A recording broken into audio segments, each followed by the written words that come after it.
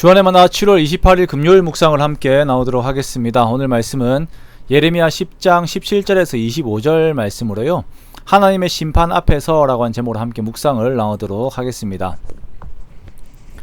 오늘 본문에서는 예정된 하나님의 심판 앞에서 보여주는 예레미야의 태도를 보여주고 있습니다.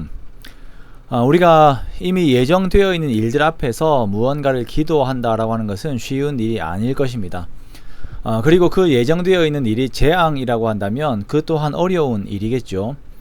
만약 나 혹은 내 주변의 사람들의 죄로 말미암아 어떤 재앙이 이미 예정이 되어 있다라고 한다면 우리가 과연 어떠한 태도를 보일까요?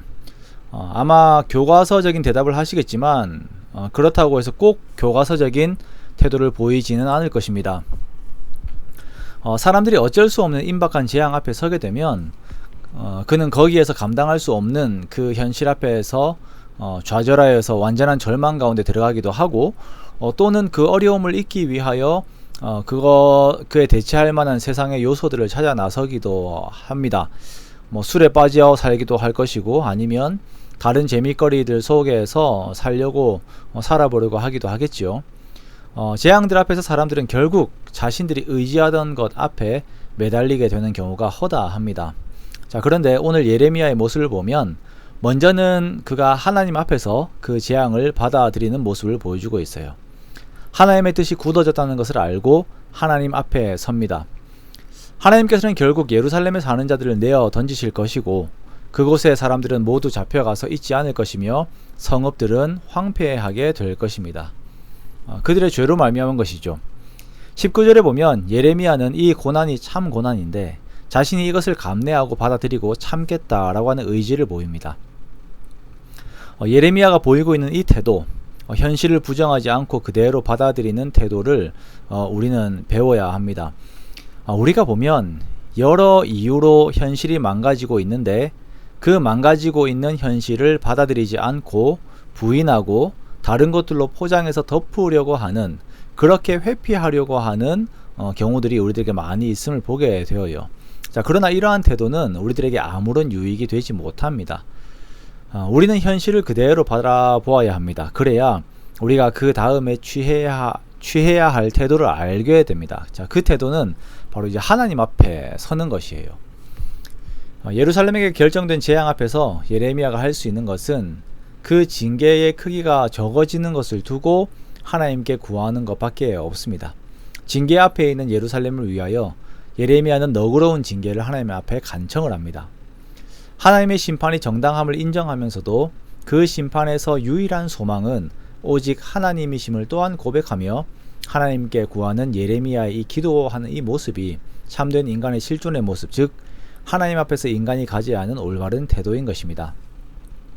우리가 이와 비슷한 기도의 모습으로 소돔과 고모라의 그 멸망의 소식을 들은 아브라함이 자신의 조카 롯을 위하여 기도하는 것을 우리가 하였던 것을 볼 수가 있습니다.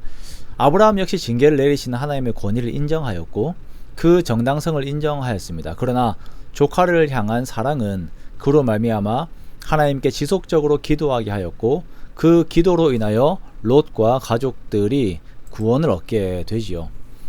자, 이러한 믿음의 조상들의 기도를 보면서 우리가 이 세상을 바라보고 있는 태도에 대해 돌아보게 됩니다. 혹여나 우리가 죄악된 이 세상을 심판하실 자격을 가지고 계신 하나님의 공의를 거부하고 있지는 않습니까?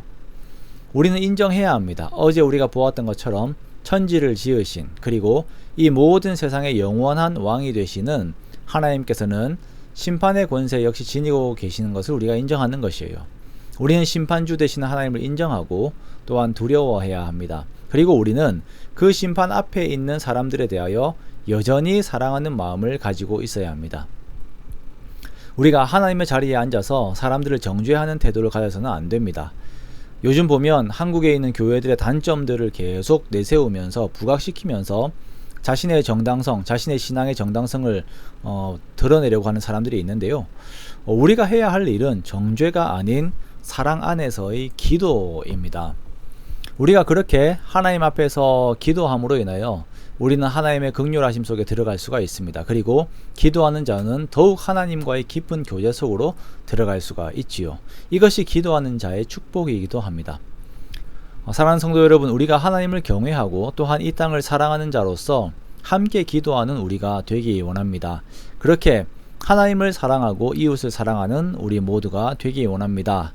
그래야 해서 공의가 사라진 이 시대에 하나님의 공의를 선포하고 또한 그 공의 앞에서 사랑을 이루는 저와 여러분의 복된 삶이 되시기를 주님의 이름으로 축원합니다.